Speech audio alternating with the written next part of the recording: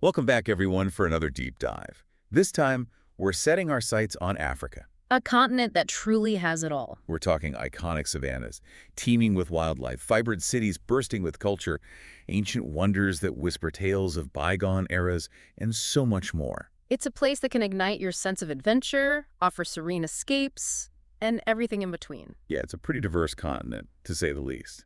So where should someone even begin? If you're dreaming of planning that African adventure, where do you start? Well, I think it all comes down to the experience you're after. Are you picturing yourself on a classic safari, witnessing the majesty of wildlife in their natural habitat? If that's the case, you can't go wrong with the Serengeti The Serengeti National Park in Tanzania? or the Maasai Mara National Reserve in Kenya. Absolutely. Those are like the quintessential safari destinations, right? Yeah, they are. And for good reason. So what makes them so special? Well, for one, they are the stage for the Great Migration. You have over 1 million wildebeest and hundreds of thousands of zebra all sundering across the plains in this incredible natural spectacle. It's like something you'd see on a nature documentary, but in real life. It's truly awe-inspiring. The sheer scale, the power of the animals, it's something that stays with you. And I imagine both parks offer pretty good chances of seeing the big five. Oh, absolutely. Lions, leopards, rhinos, elephants, and buffaloes, all in their natural habitat. So let's say someone is ready to book that flight. How do they even get to these parks? What's the logistics of it all? Okay, so for the Serengeti, you'd want to fly into Kilimanjaro International Airport in Tanzania. Okay. And from there, you could either take a short domestic flight or opt for a scenic drive to the park itself. All right. Now, for the Maasai Mara, you'd be flying into Nairobi, Kenya. Got it. And similar to the Serengeti, you could choose a short flight or embark on a road trip to the reserve. So are we talking luxury lodges here or more like rustic campsites? What are the accommodation options like? You know, both parks cater to a wide range of preferences and budgets. You've got your luxurious lodges offering incredible comfort and amenities, and then you have more budget-friendly campsites that allow you to immerse yourself in nature. Okay, cool. So if someone's on a bit of a tighter budget but still wants that incredible safari experience, is there an alternative to the Serengeti or the Maasai Mara? Absolutely. Kruger National Park in South Africa is a fantastic option. Okay. It's known for its self-drive safaris, which make it more accessible and potentially more budget-friendly. I bet that self-drive option is really appealing. It is. It gives you the freedom to explore at your own pace. But I imagine Kruger can get pretty crowded, especially during peak season. You're right. It can get busy. Booking your accommodations well in advance is key, especially during the dry season, which is generally considered the best time for wildlife viewing. And to reach Kruger, it's just a 4 to 5 hour drive from Johannesburg. Mhm. Or you can fly directly into Kruger and Mpumalanga International Airport. Gotcha. Okay, so we've covered the classic safari destinations, but Africa's natural wonders go far beyond the savannas. Oh, absolutely. I mean, we've got to talk about Victoria Falls. What are the 7 natural wonders of the world? Straddling the border of Zambia and Zimbabwe, twice as deep and wide as Niagara Falls. Wow. And the sheer volume of water plummeting over the falls creates this constant spray cloud visible for miles. It's called the cloud that thunders for a reason, I imagine. Oh. Is there an ideal time to visit Victoria Falls? When does it really shine? I'd say April and May are considered the best months. You get to witness the falls in their full glory, water flow at its peak. And in terms of getting there, you can fly into either Victoria Falls Airport in Zimbabwe or Livingstone Airport in Zambia. Both are conveniently located near the falls. Okay, great. Now, shifting gears from the thundering waters of Victoria Falls, All right. let's turn our attention to the silent grandeur of Namibia's desertscapes, specifically the Sossusvlei and the Namib Desert. What comes to mind when you think of those places? You know, just imagining those towering red dunes sculpted by the wind into these breathtaking shapes. Yeah. Some of the highest dunes in the world. Big Daddy, for example, stands over 300 meters tall. Wow. A challenging but rewarding hike to the top, offering panoramic views of this surreal desert landscape. What's it actually like to stand atop one of those massive red sand mountains? Do you feel insignificant? Or maybe strangely empowered? It's humbling, for sure. The vastness of the desert, the silence, the way the light plays on the dunes, it's like stepping into another world. And reaching the top of Big Daddy, it's a feeling of accomplishment, like you've conquered a small piece of this extraordinary landscape. And while you're in that area, anything else besides the dunes that's worth exploring? Oh, absolutely. Dedvlei, a clay pan dotted with ancient skeletal trees. Oh, I've seen pictures of that. Yeah, hauntingly beautiful landscape, a testament to the power of time and nature. To reach this desert paradise, you'd fly into Windhoek, Namibia, and then it's about a 5-hour drive to the heart of Sossusvlei. Wow. Okay, so from scorching deserts to a lush oasis teeming with life, Africa's diversity never ceases to amaze. It really doesn't. What about the Okavango Delta in Botswana? The Okavango Delta, a unique ecosystem, Right. a labyrinth of waterways and islands created by the Okavango River fanning out into the Kalahari Desert, a haven for wildlife, a completely different safari experience. I've heard about Mokoro safaris in the Okavango Delta. Oh, yes. What exactly are those? A mokoro is a traditional dugout canoe, and a mokoro safari is a truly serene experience. Okay. You glide silently through the waterways, surrounded by lush vegetation and abundance of bird life.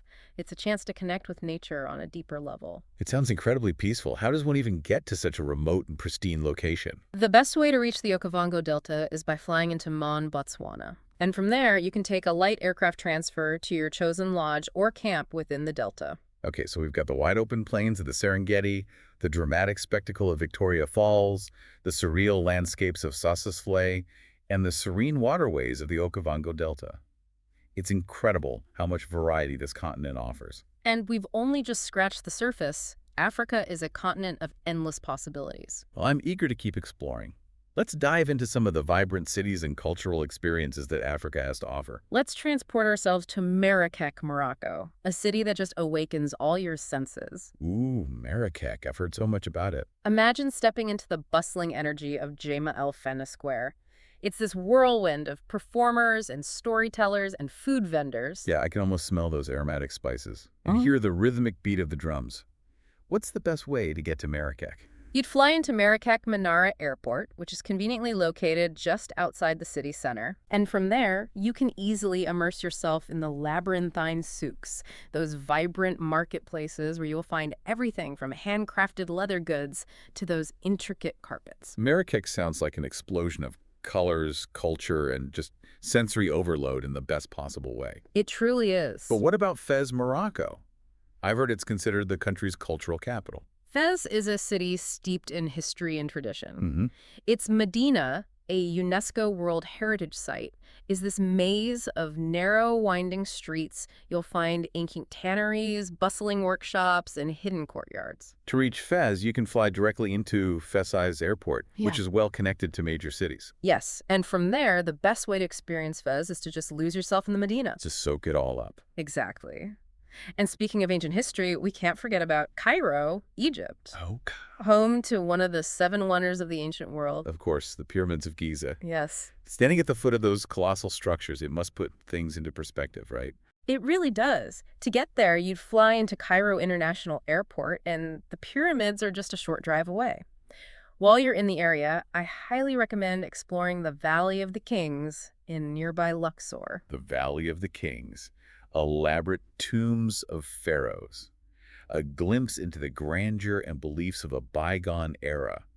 How would you suggest getting to Luxor? You can fly directly into Luxor International Airport, or, for a more scenic route, take a train ride from Cairo following the course of the Nile River. I've always wanted to take a felucca ride down the Nile. Oh, that's a fantastic way to soak in the scenery. Yeah, a felucca ride just seems so peaceful and historic. You're right, it's a timeless experience that allows you to connect with the soul of Egypt. From the bustling souks of Marrakech to the ancient wonders of Cairo, we've certainly experienced the diversity of Africa's urban landscapes. But what about something a little different? Yes. Something a bit more off the beaten path. For a truly unforgettable adventure, consider trekking through the Rwandan rainforest to encounter endangered mountain gorillas. Now that's an experience that would stay with you forever. It would. Seeing those gentle giants in their natural habitat, I imagine it's incredibly moving.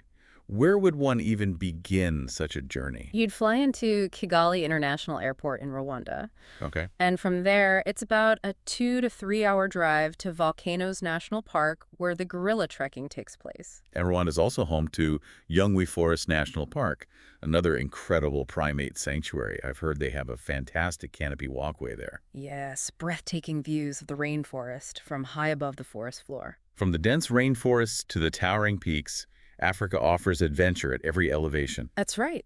What about Mount Kilimanjaro in Tanzania? Ah, Kilimanjaro. That's Africa's highest peak, right? That's right. A challenge for even experienced climbers, but the reward is worth it. Reaching the summit, standing above the clouds with the African plain stretching out before you, an experience that will stay with you forever. To embark on this epic climb, you'd typically fly into Kilimanjaro International Airport and connect with your trekking group and begin your journey to the base of the mountain. Wow, it sounds like a true test of endurance. But let's shift gears for a moment. For those seeking a more relaxing escape, what about Zanzibar? Ah, Zanzibar, an archipelago off the coast of Tanzania, boasting pristine white sand beaches, turquoise waters. It's the perfect place to unwind, soak up the sun, and enjoy the laid-back island vibe. It sounds idyllic. It is. How do you get to this island paradise? You can take a short domestic flight from Dar es Salaam or Arusha in Tanzania, or for a more scenic route, there are ferries that operate between the mainland and the islands. And Zanzibar isn't just about beaches, is it? No, it has a rich history and culture as well. Stone Town, a UNESCO World Heritage Site, is a fascinating blend of Arabic, African, and European influences. From relaxation to exploration, Africa seems to offer a perfect balance. It does. And while we've covered many popular destinations, I know there are still hidden gems waiting to be discovered. So many. What about Madagascar? Madagascar is truly unique. It's an island nation off the southeast coast of Africa, home to diverse ecosystems and incredible wildlife, including the iconic lemurs. You won't find these primates anywhere else in the world. To get there, you'd fly into Antananarivo, Madagascar's capital city. From there, you can explore the various national parks and reserves that showcase the island's remarkable biodiversity. Lemurs, diverse ecosystems, and a sense of adventure. Madagascar definitely sounds like a place worth exploring. Are there any other off-the-beaten-path destinations you'd recommend? Have you ever heard of Lake Retba in Senegal? Lake Ripa. It's also known as Lac Rose, and it's a natural wonder. The lake gets its vibrant pink hue from a unique type of bacteria that thrives in its salty water. A pink lake. Now that's something I have to see. I'm guessing you'd fly into Dakar, Senegal, and then travel to the lake from there. You got it. About an hour's drive from Dakar. And it's worth every minute.